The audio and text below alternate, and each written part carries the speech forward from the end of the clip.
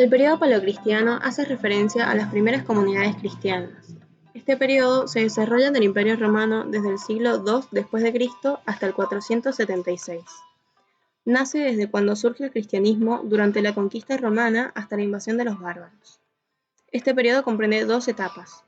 La primera etapa se la puede clasificar como una etapa de clandestinidad, ya que es la etapa de persecución. Fue durante esta etapa que los cristianos eran perseguidos por el imperio, llenos de barbarie y persecución, ya que en ese momento la religión cristiana estaba prohibida y por lo tanto los cristianos tenían que vivir escondidos, ya que ser cristiano era peligroso en esa época. La segunda etapa, desde el 313 hasta el siglo VII, es cuando se le otorga el libre derecho al cristianismo de manifestar su creencia y era considerada la religión oficial en la localidad para el siglo IV. En esta época, los cristianos toman las calles y sus movimientos y obras comenzaron a tomar importancia. Esta época será conocida como la época de libertad religiosa, debido a que la religión cristiana ya no está prohibida. Los cristianos entonces podrán vivir libremente en comunidades sin tener ningún problema o tener que esconderse.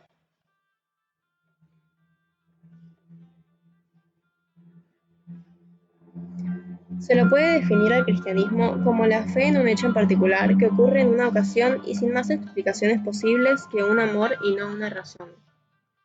Esto nace como una reforma al judaísmo, lo que no fue de mucho agrado para el Imperio Romano, y es por eso que por los próximos años se los perseguiría constantemente, con una gran insistencia por parte de los emperadores.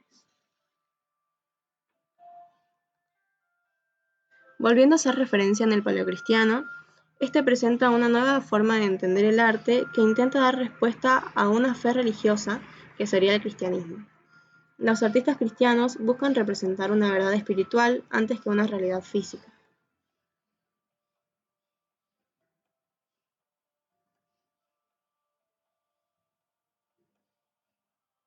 Clemente de Alejandría va a ser quien introduce la perfección cristiana en la gnosis.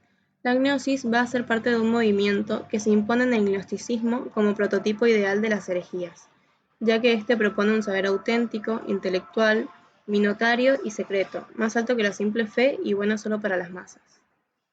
Se puede decir que la gnosis es conocimiento vivencial, experimental y una enseñanza que le permite al ser humano obtener información real de sí mismo y del mundo que los rodea.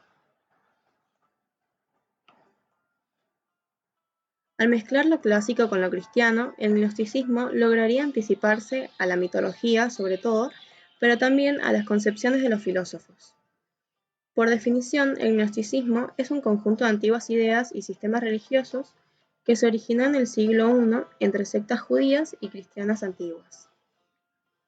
Estos grupos lo que hacían era destacar el conocimiento espiritual por encima de las enseñanzas y tradiciones ortodoxas y la autoridad de la Iglesia.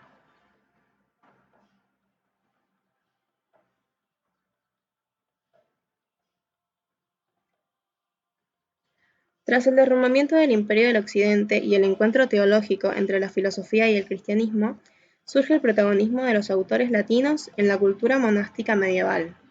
Entre ellos, un personaje que se destaca en la época es San Agustín de Hipona, debido a que fue el primero que puso en contacto a la filosofía griega con la dogmática cristiana. La caída del Imperio Romano del Occidente no solo dejaría congelado culturalmente al Imperio del Oriente, el bizantino, sino que también ubicó el pensamiento de la época en un espacio franco-italiano. La historia del Imperio Romano del Occidente llegaría a su fin en el año 476.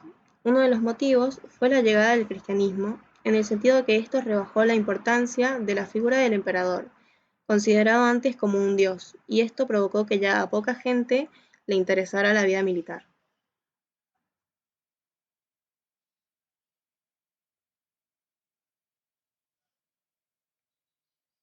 San Agustín, educado como cristiano por su madre, vagando después por escuelas, filosofías y oratorias, en su búsqueda de la explicación del mal, se introdujo al cristianismo a través del neoplatónico Ambrosio.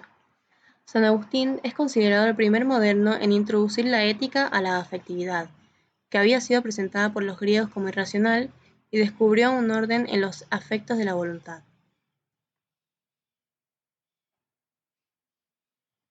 San Agustín percibe el cosmos como un orden graduado y escalonado, donde el mal es el lado de la sombra, que da relieve a lo iluminado, es decir, hasta el pecado desempeña un papel positivo.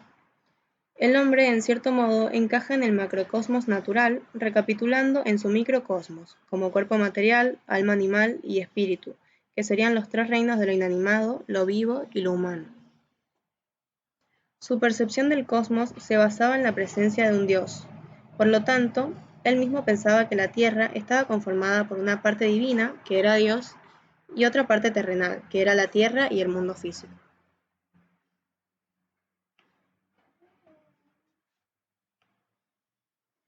Es importante también destacar su relación con Cicerón, ya que una de las evoluciones del pensamiento de San Agustín es influenciado por este.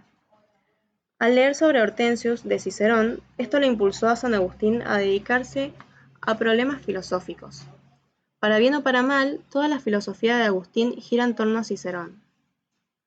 San Agustín empezó a replantearse el concepto de la verdad y hace suyo un principio de Epicuro, que decía: si los sentidos me engañan alguna vez, jamás puedo confiar en los sentidos, lo que Agustín convierte en: si alguna vez conozco con toda certeza la verdad, jamás podrá satisfacerme algo inferior a la verdad.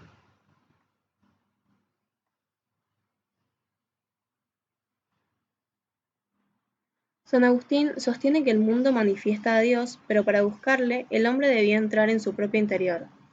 Allí es donde comprendería a sí mismo como ser temporal, transitorio y encontrar su verdadera verdad, identidad y memoria.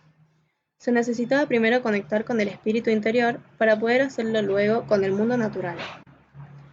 En el pensamiento de San Agustín es muy importante el individuo, su alma manifestarse, su capacidad de sumergirse en el mundo de la sabiduría y la verdad, y lo involucrada que estaba la persona en la fe, para poder encontrar dentro de nosotros las verdades universales y necesarias, ya que a través de esto se comprobaría la existencia de Dios. San Agustín sostenía que mientras más perfecto sea el ser, más verdadero será, pudiendo estar más cerca de Dios, quien él consideraba la perfección y verdad misma.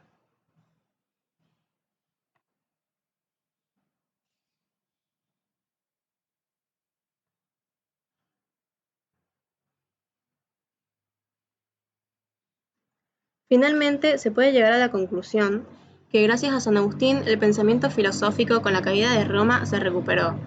La influencia de San Agustín en la evolución de la filosofía occidental ha sido tan grande que bien puede decirse que el agustinismo es una constante histórica que informa los más diversos movimientos doctrinales, tanto de inspiración cristiana como de carácter inmanentista.